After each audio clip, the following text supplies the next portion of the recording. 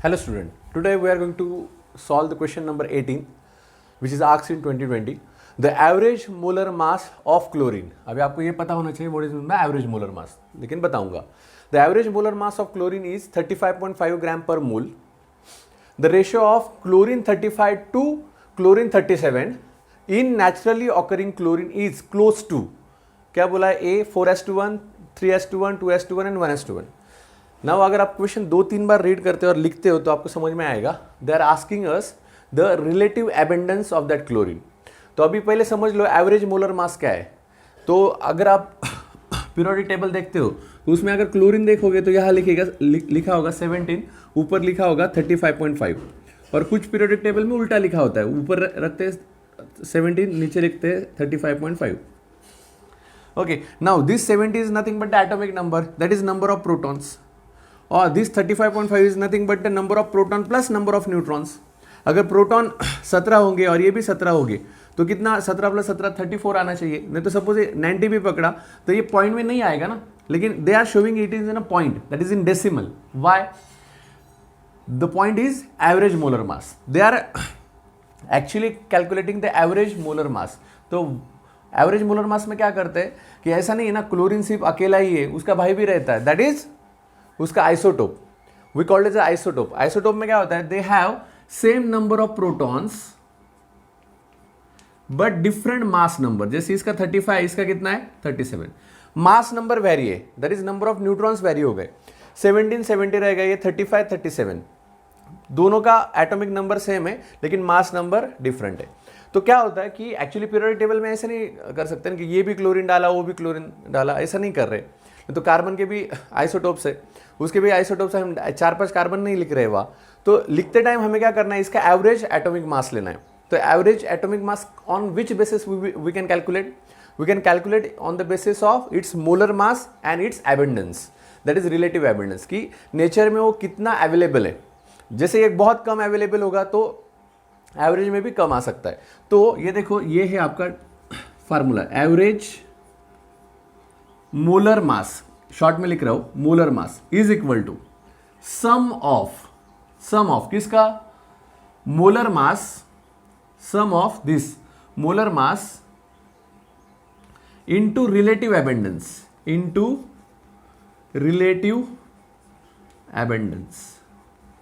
ये हो गया हमारा फार्मूला. क्या हुआ, average molar mass is equal to sum of molar mass into relative abundance of that isotope. Now यहां उन्होंने क्या क्या दिया है, average molar mass of chlorine is, already average molar मास दिया है, कितना दिया है 35.5. ठीक है, आगे क्या पूछ रहे, the ratio of chlorine 35 to chlorine 37 in naturally occurring chlorine. Naturally occurring यानी they are asking us the relative abundance और उसका रेशियो हमें निकालना है.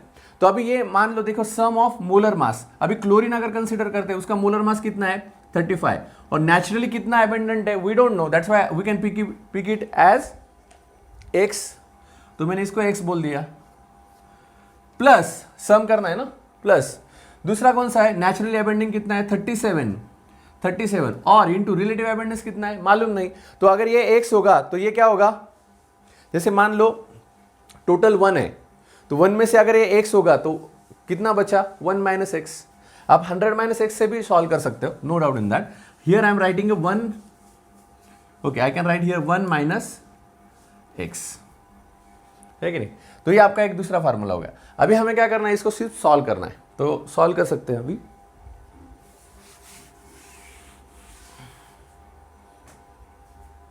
तो होगा ये 35.5 is equal to 35x plus 37 minus 37x. तो अभी मान लो ये 35x माइनस 37, ये तो 37 माइनस 2x हो गया. ओके, तो एक 2x इधर आएगा, सपोज मान लो ऐसा, तो ये आएगा 37 माइनस 35.5, तो ये आ गया आपका 1.5, है कि नहीं. Therefore 2x is equal to 1.5. अब इसको और सॉल्व करते. So x is equal to 1.5 upon 2. अभी रेशियो लेना है हमें, तो we can multiply both by 2, यानी फ्रैक्शन में नहीं आएगा वो, हियर मल्टीप्लाई बाय 2 तो ये 3 आएगा, इसका आएगा 4. तो क्या हो गया, x की वैल्यू क्या हो गई 3/4. अभी देखो आपने लिखा था 35x, यानी जो क्लोरीन 35 था, उसकी वैल्यू कितनी थी x, तो क्या आ गया आपका रेशियो 3/4। और दूसरा क्लोरीन 37 था, उसका रेशियो आपने लिया था 1 - x, तो यहाँ लिखेंगे 1, x की वैल्यू तो आ गई है, तो 3/4, तो ये आएगा 4 -3 डिवाइडेड बाय 4, तो क्या आ गया 1/4। यानी क्लोरीन इसका भी आपका वेट आ गया, कितना आ गया 1/4, यानी रिलेटिव एबंडेंस 1/4, और क्लोरीन 35 का रिलेटिव एबंडेंस क्या आया 3/4। अभी इन्होंने क्या पूछा है, the ratio of chlorine 35 to chlorine 37, दोनों का रेशियो निकालना है ना। तो मान लो आपने लिया है क्लोरीन 35 डिवाइडेड बाय क्लोरीन 37, तो क्लोरीन 35 कितना है आपका 3/4, और दूसरा कौन सा है क्लोरीन 37 कितना है 1/4।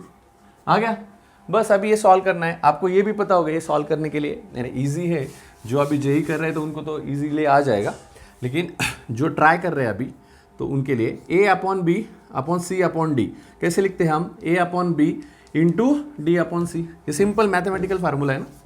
तो इसके अनुसार क्या होगा, ये 3/4 A/B हो गया ना, 3/4 इंटू C/D, तो 4/1 आएगा as per this formula D/C, तो 4 गया, क्या है आपका 3/1, यानी इनडायरेक्टली रेशियो क्या आपका 3:1, तो your answer will be B. समझ में आया, बहुत इजी है। फिर से 2-3 बार आप वीडियो देखो, अगर कुछ दिक्कत लगे तो just comment, I will revise it और I will tell you again another tricks. Okay, atomic number और atomic mass you must know, isotope, isobar, isotones, ये भी आपको पता होना चाहिए। So we will take a next question, just stay tune for the more videos. Thank you.